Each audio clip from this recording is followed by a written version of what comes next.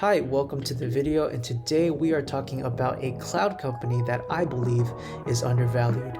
Now, this isn't the usual growth stock or penny stock I like to talk about. This is a company that I believe is a safe long-term play that will give you consistent gains, and you can see that in the past month it's down, but that's why it's a good buying opportunity.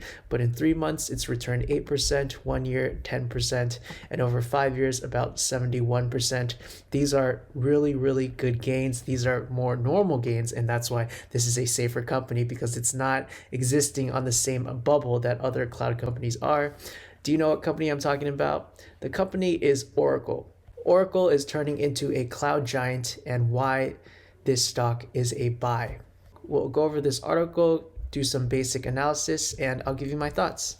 They were one of the OG software powerhouses that built relational database management systems. While before, many companies needed physical storage space for their data. For now, everything has moved to the cloud. You're able to access your data. You're able to manage your company from anywhere. Oracle has been very aggressive recently in trying to follow that change and challenge the top players in this space that include Microsoft Azure and Amazon Warehouse Services. The article says, like another legacy tech giant Microsoft, which was in a similar position about a decade ago, Oracle has been able to reinvent itself for the cloud computing era.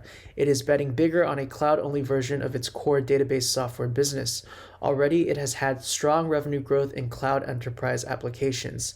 The juiciest opportunity is Oracle's public cloud offering, which is taking on Amazon, Microsoft, Alphabet in a market arguably worth trillions of dollars. The public cloud, which is what most people mean when they talk about cloud computing, turns computing into a utility like water or electricity.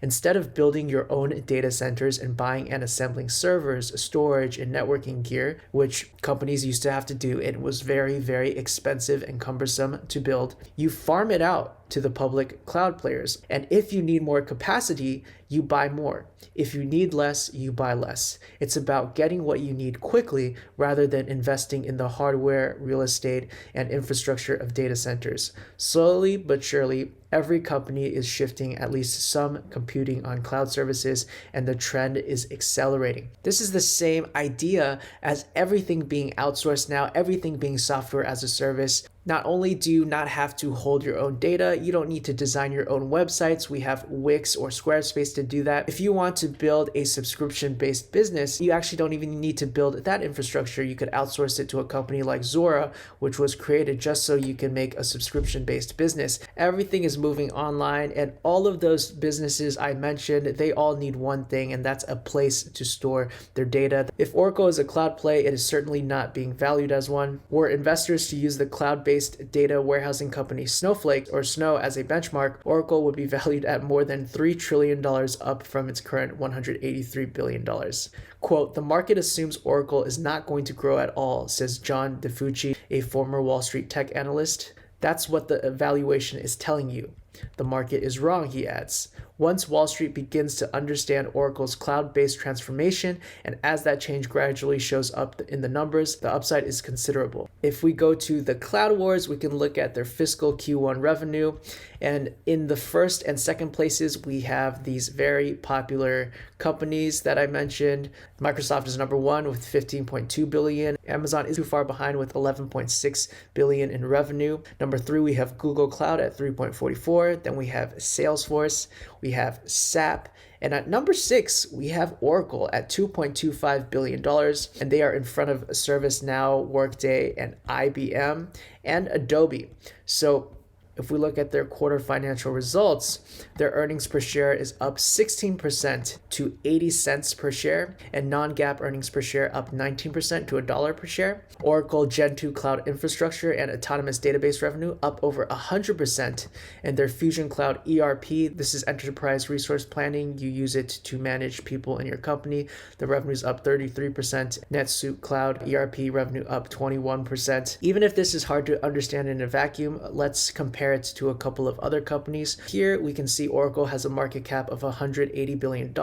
Their PE ratio is $18.49, meaning it costs $18.49 for them to make $1. Earnings per share, every share of stock they have, they're able to make $3.31. That's earnings per share. Now let's look at IBM. This is a direct competitor. Their PE ratio is a little bit higher, $1 over, and they also have a higher earnings per share. But IBM is slightly overvalued right now based on market analysts. And in this current market, if analysts are saying that this is near fair market value, then essentially this is way under fair market value, because I have not been able to find a company recently that I'm interested in that is not overvalued, because right now every single hyped up stock in a popular sector such as cloud is going to be overvalued. All stocks have deviated away from where they should be fundamentally. And if we look at Oracle's price action more specifically, we can see that in the past 3 months, it has stayed very, very flat. Actually, just about 2 months ago, it was at $61.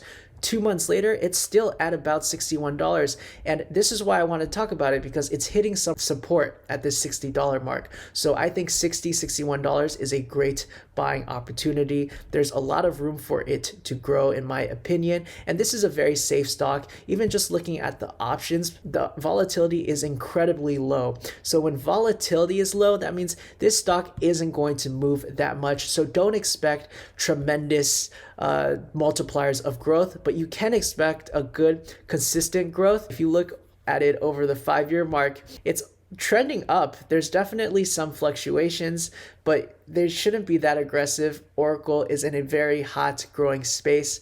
I still think it has a lot of room to grow, and you can feel relatively confident that as long as you're holding your money here a year or 2 years from now, you wouldn't lose money. Don't think of investing in a short timeline, because as you can see, there are a lot of fluctuations in a short timeline, even for stocks that are relatively stable with very low implied volatility. You have to think of it from a longer timeline. The timing for a rediscovery of Oracle shares trading at a recent $62 could not be better. As interest rates rise, concerns increase about the rich valuations of many far pricier cloud bets.